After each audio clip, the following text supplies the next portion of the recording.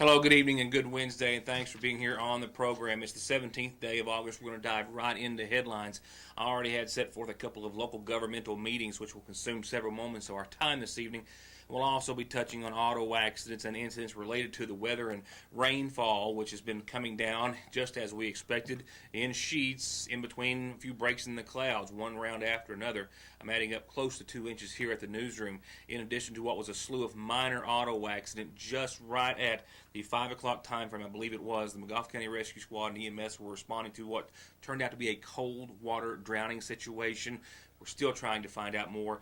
The situation actually began with EMS arriving on scene and the subject still able to get air while being trapped in the vehicle, but that apparently has changed.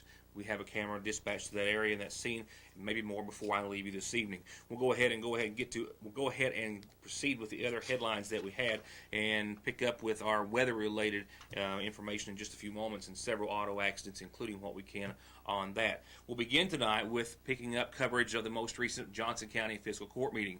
A major grant, hundreds of thousands of dollars to go towards helping protect Johnson County firefighters, was a portion of that meeting.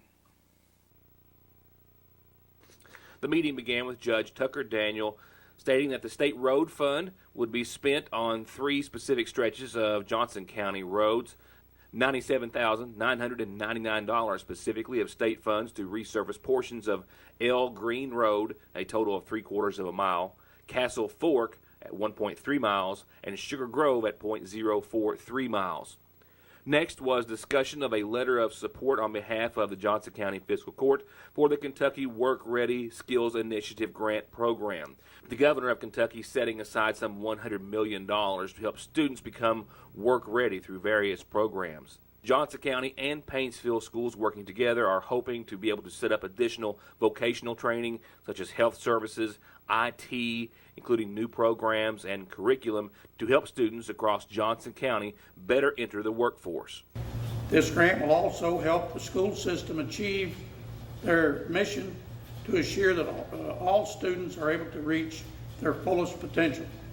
Again, I express my support for Johnson County Schools and appreciate your consideration of the Kentucky Work Ready Skills Initiative grant proposal. Now, Johnson County Schools is going to be the lead agent on the grant application, but it's a collaborative effort between the Johnson County Schools, Paintsville City Schools, and even, as I said before, Mayo and the other Carl D. Perkins. Carl D. Perkins, yeah, all these agencies that are in the business of trying to train people and get them ready for the labor market. And we think that this is an excellent opportunity. Next, the court accepted the quarterly report from Johnson County Court Clerk Sally Holbrook's office. And next, the court gave approval to put out for bid for a warning siren after a grant of $20,000 was received for the county. This warning siren to be placed next to Foothills Communications in Staffordsville. The city received a grant to put one at the fire station, and they'll serve the city area. One's a pretty good part of it, and the county got one. That one's the one that they picked first. Yeah. So, but we'll continue to keep trying to get more. Well, and I know you will, and we appreciate that. Do we know roughly, is there any way you can do studies as to how much coverage area that thing would? Yeah, I have a study of that, but I didn't bring it with me. That's fine. Next time. It's a pretty big number. Plus, it takes in the lake area, which is where you'll have a lot of outdoor folks who may or may not know that bad weather's coming to this area.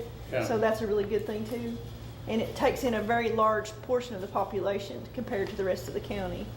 And the topic of grants applied for and or received by Johnson County will continue throughout the remainder of the meeting, with Emergency Management Director Gary McClure outlining a grant which was received, a significant grant to put it quite mildly, for over 100 sets of turnout gear for several departments within Johnson County, a grant totaling nearly $300,000.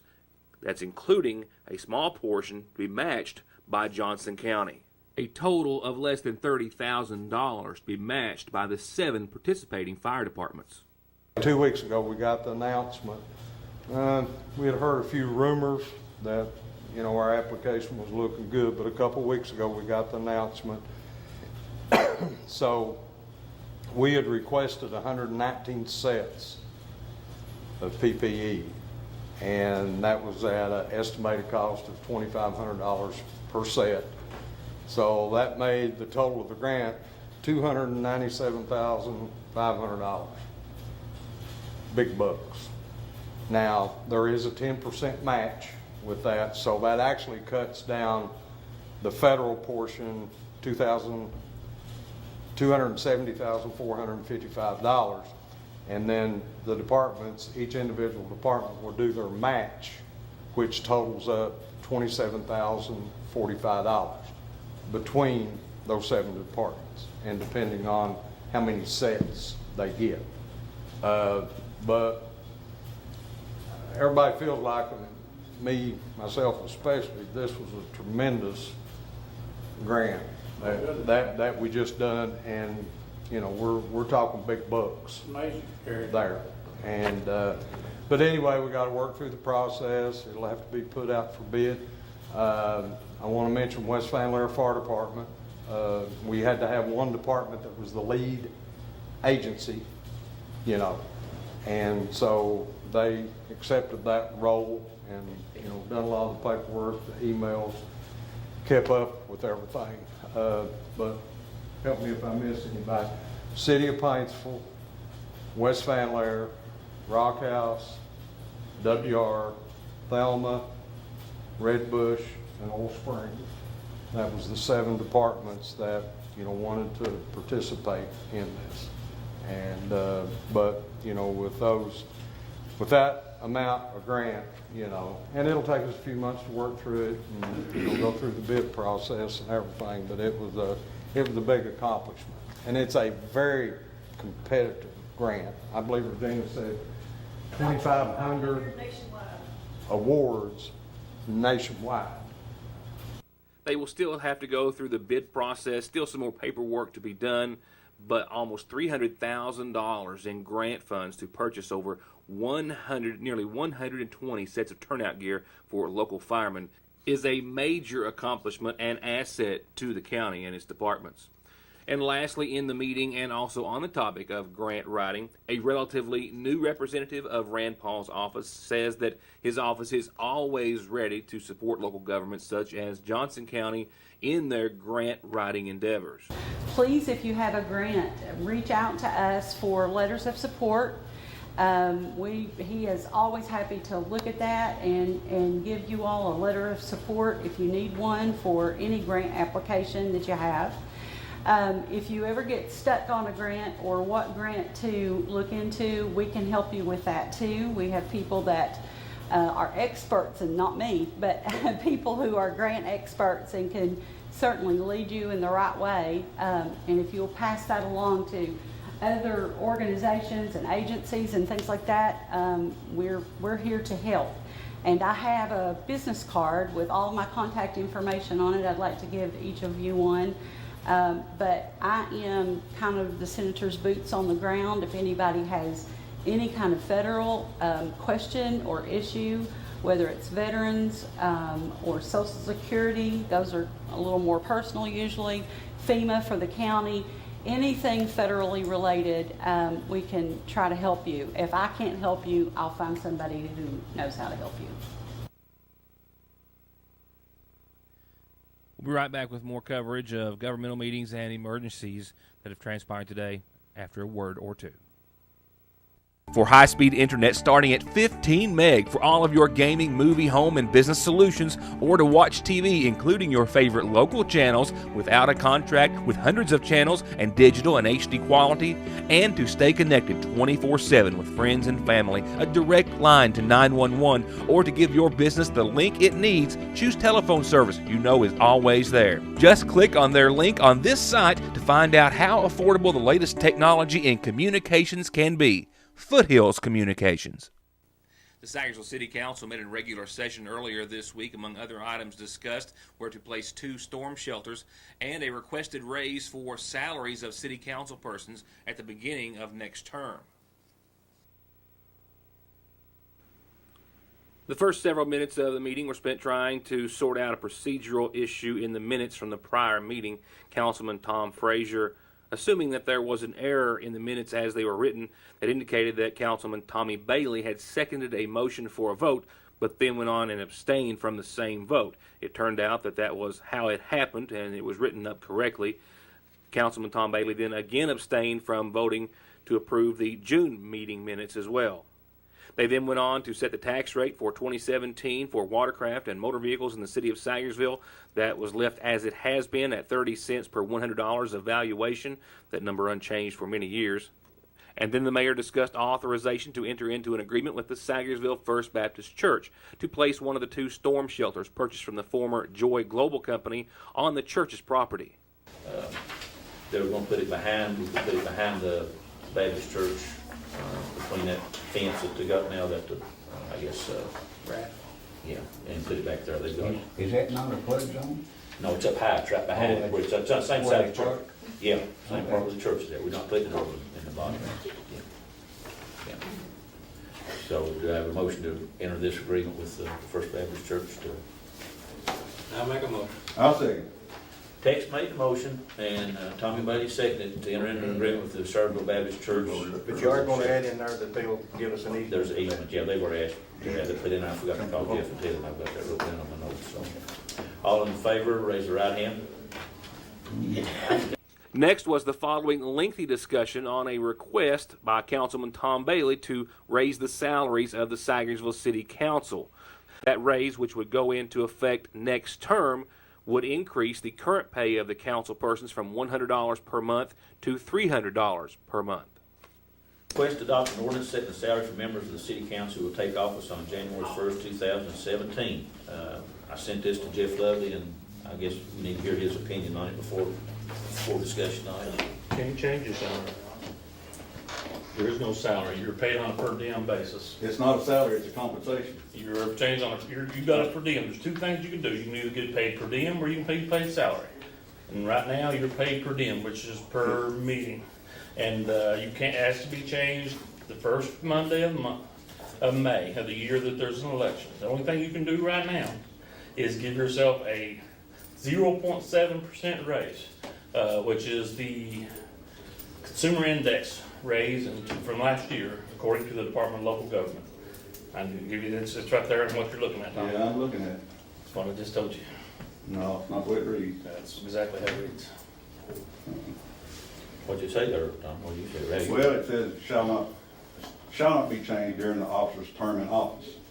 The officer, we're all city officers. Well, this conversation was set before we was elected this term in office. That's right. It was set years ago when I was in another term years ago.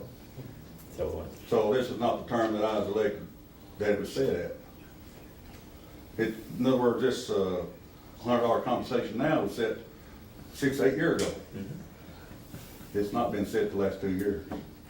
It can be You don't raised. have to set it every year, it just goes on as you Well, go. it can be raised. Well, it can be raised, but the law says you have to do it May of the year you're running, Well, because that keeps anybody from getting that was elected if- and then raising their rates until the next election. It don't really explain how, if it's before you was elected or after the term you was elected. It's, the statute simply says the May of the year of election. So it had to be the Monday of May, first Monday of In the May year this that the year, officer is elected. Is which elected would be this year. this year. We haven't had the election yet. And no. We haven't been elected yet. November's The yet to year come. you will be elected, if you're gonna be No, elected you're again. looking at it wrong. If we'd have done this after November, Huh? Be the following May, is that what you're? if You this, have to do it the year you run for office. Should have been done by May, first Monday of May this year, That's when it should have been done. if you wanted to change. That's the way, I mean, I don't care if it's changed or not, but I mean, that's the statute reads, that's the way the statute reads. It has to be done by the first Monday of May, and there's case law that's interpreted this already. And it said, and the next provision says that the only thing that you can do is give you basically a cost of living increase, which 0.7%. I looked it up today in the Department of Local Government. That's the most that you can give yourself right now. Now, if you'd done it in May, you could have changed it wherever you went to for the upcoming year. I mean, They had done it in April really, unless they have a special meeting, because the meeting's not till the third. I always thought it said you can't do it. It has to be done prior to, I mean, you The can year do that you are elected, it has to be done. It says, be set the first Monday in May in the year that the officer is elected. Elected. We haven't been re-elected yet. You won't be elected till November. Then what it says, We have- after that, it says it will take effect January of This 2017. conversation that's already instated was done years ago. All I'm wanting to do, the ordinance is already there, is to just increase it a little bit, not establish it. It's already been established. It was established 6 or 8 years ago, whenever it was put on there. This is just a little increase, just like increasing it's not salary, it's a compensation. And the compensation has already been, the ordinance has already been established. It was established a few years ago under Stanley Howard administration. This is all I'm asking for, is just an increase of the compensation, not the salary. There's no salary. So there is no salary, it's per diem, per meeting. And since it's already established, the ordinance is already there, Jeff, I'm just asking that just a little increase for it, for the cost of living. And that's all I'm asking of the council. And you know, I think I ain't got, you're the it's council, already that's not already the- established. It's not that I'm saying we need to pass an ordinance on it. The ordinance is already there. I'm just saying we need to increase it just a little bit, not a whole lot, and move on. That's fine, I mean, it ain't up to me whether you get a raise or not, that's up to you all. You're the council, I'm the mayor, I don't set I the made some phone calls. What can somebody call somebody? Well, you said you already called. No, I just looked up the statute. I just read the statute that says what the law is. I mean, you can always call the department local, the biggest cities and get the legal opinion from the legal department if you want that. I mean, that's, well, I'm gonna tell you the same thing I just told you. Well, I'm saying that it's already, the compensation has already been established, that the ordinance is already there. I'm just saying we need to just increase it a little bit and move on, leave the ordinance alone, leave it, just increase it just a little and move on. It's not that we're gonna put a new ordinance on it. I'm not arguing, you can talk to these guys. Well, You're I'm the one- talking to If you wanna everybody. make a motion, second it, and they can discuss it, I and if you wanna say. made some phone calls. Okay, And I just that's- wanted to see something about other cities, other fourth-class cities, what the city council is receiving benefits about. Paintsville, Kentucky, they get $25 per meeting, no benefits. Prestonburg, they get $1,200 a year, just like we get. West Liberty gets $50 each month with health insurance. So I did call them fourth-class cities to see where they kindly stood to see about, because that's what we are, the fourth-class city. You know, I don't have a problem with seeing the city council receive more, but if it's not the time to do it, I wouldn't want to do it.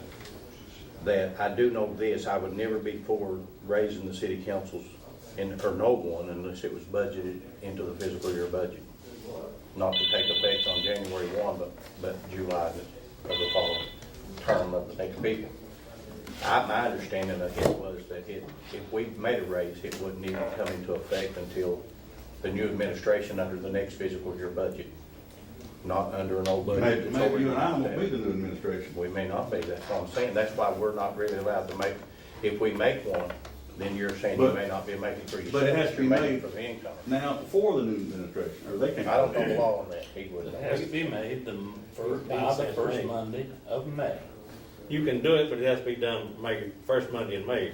But it won't, This year. Right, So it's right. too late to do it. it won't affect the payment until next year. Correct. Because we can't increase our own. You wouldn't affect That's us, the you way would it's do in- it next May, but it won't take effect until 3 years. It takes until effect when next the 2 years. new 2 city years council after takes that. office. When they take the oath, then you'll have the new city council will get the pay raise. That's when it's You happening. know, it don't say nothing about doing that before an increase, but it says that by doing that, to pass an ordinance. The ordinance has already been passed. It's already been approved. I'm not arguing with you. I tell You what, guys agree the ordinance is already on the books? but you have to amend the ordinance. You have No, to- no, the ordinance is already there. The compensation ordinance is already there. So, yeah. This says by setting an ordinance has to be done by the first Monday of May. That's right. Jeff, you agree? I agree. But But it does not say nothing in there about raising the compensation a little bit. Nowhere it says it. Show me where it says. You The read the book. ordinance itself sets the compensation. To change the compensation, you have to amend the ordinance, which is the same procedure as adopting a new ordinance. You can't just have an ordinance that says so much per meeting and say, we're going to increase it. You have to change the actual ordinance itself. In the end, Councilman Bailey's motion died for the lack of a second, and he asked that it be put back on the agenda for the next month's meeting. I'll be right back with an update on what's been happening around the area in just a moment. Back to headlines. It's been simply a relentless and dangerous day for drivers and EMS and law enforcement today. One accident after another, all at least in some part, contributed to rain-slickened roads. An accident on 460 in the Pleasant Hill area that saw no injuries, the car gone upon arrival of emergency personnel. Another in the Minix Curve, as we commonly refer to it, on Route 7 shortly thereafter. Moments later, 2 MSU students from Thelma lost control in this Volkswagen Bug on rain-slickened roads. The vehicle went off the roadway, as you can see it here. No injuries were resulted. Both were belted in. But quick, heavy downpours of rain added up quickly, and sometimes with no places to go, quickly covered roadways. This in an unusual spot on Restaurant Row in front of the Subway in Lee's famous recipe, where motorists were slowing down. Most motorists were slowing down due to a few inches of water that had quickly run out of the ditch line and drainage areas and onto the roadway. It's been numerous calls of this sort. Also a few trees, not necessarily wind related. I know that one tree, which was just a dead tree across from the newsroom, fell during the storms today. Not much wind, but definitely some significant rainfall and heavy rains at times. However, the most serious accident, and one that we're hoping won't prove to be fatal, was a single-car crash, just as I informed you a few moments ago, that happened on Johnson Fork off of 460. That may be somehow a sort of a chain reaction, if you will, from this accident on the Parkway just prior, where the driver of this SUV lost control on rain-slickened roads, water that was, he said, coming over the roadway to the tune of an inch or so in this particular area of the construction zone, caused him, he said, to lose control of his vehicle. As you can see, serious damage done to it, no life-threatening injuries as a result. What you're looking at now is some raw footage that I've just returned with from that scene on Johnson Fork. The scenario is that we actually had some news, those being governmental meetings that I've already aired tonight, and I had those ready to go, and around 5:15 or so, I had those ready to play early. I've gone from the newsroom to the scene and back, and now adding this to the end of the program, this is the video that I brought back of emergency personnel clearing the scene. What we can tell you at this time is that the sole occupant of this vehicle, the female driver of this SUV, lost control of her vehicle as she rounded a curve at the top of a hill on Johnson Fork, headed in the direction towards the Mountain Parkway. The vehicle then left the roadway after crossing the other side of the road, went through a barbed wire fence over the hill, some 150, maybe even more feet than that, into the waters below, which were rushing rapidly and had swollen quickly due to all of the rainfall. Carter Conley, the rescue squad, says that upon his arrival, residents who live in the area had already been trying to get her out of the vehicle, but with no success. My arrival, there were some people that lived here, and one of the subjects was in the water. The vehicle was on its top, and they said she's still in the vehicle. And so I drove around, come down into the bottom, and talked to the subject. He said, I can't get the seatbelt uncut. He said, it's smashed down. I can't get the seatbelt. So we tried and got life jackets on a couple of guys was in the water. A rescue one got here, we hooked it, pulled it over on its back on its side to where we could raise it up enough and get the subject out. And we loaded her in a Stokes basket, pulled her out, had other EMTs on the scene. We started doing what's called cold water drowning. Within that golden hour or something like that, we estimate she was in the water about 25 minutes. And the water temperature is somewhere like 70, 75 degrees. And that's still considered a cold water drowning. I tried to observe if there was any traumatic injuries to her, which was hard, but I didn't see any. So we continued to do CPR, and paramedic on board with her and took her into Paul B. Hall for further treatment at the ER. As far as the victim's condition and identity, we don't have any more details at this time. We do know that she was considered to be in a full code situation and being rushed to the hospital via the ambulance service, which was given police escort, we believe, to at least some degree in an effort to try to get there within, as Carter referred to, that golden hour. We'll know more certainly on tomorrow's program. The only other bit of information that we have, and I referred to it a few seconds ago when I said that it was kind of and using this term loosely, a chain reaction event, so to speak. One of the rescue personnel on scene seemed to indicate that while working the wreck of that SUV on the parkway that I showed you just a few moments ago, they saw the female driver come up on that line of traffic, and it appeared as though she may have turned around and then gone back through Johnson Fork in an effort to navigate around that, and we believe possibly onto Church at another location, which was where she was headed. This shows the impact with the tree, the earth, and before going into the water. With all of that, only time for a very brief Licking Valley RECC outlook. You'll notice that the Doppler radar shows more showers coming during the course of the overnight, but you'll also notice no more yellows and reds coming this direction. We do have a 50% chance of some showers and thunderstorms in the forecast, mainly up until about 4 a.m., but not as intense as what we have seen. Still some moderate rain, possibly during the next several hours, but right now it looks as though the intensity is going to be on the decrease. And we've gotten some decent rainfall out of this, and about enough is enough for the time being. I think we can all agree with that. Tomorrow, a slight chance of showers before 7, a slight chance of thunderstorms maybe developing after 1, otherwise cloudy and 82 degrees, and we're talking about a 20% chance of showers and thunderstorms Thursday night. Friday, 40%, mostly cloudy. The next big weather maker will be this weekend as another cold front comes through on your Sunday, and we'll talk more about that and many more headlines when I see you next time. For now, thank you so much for being a part of the program, and have a good night.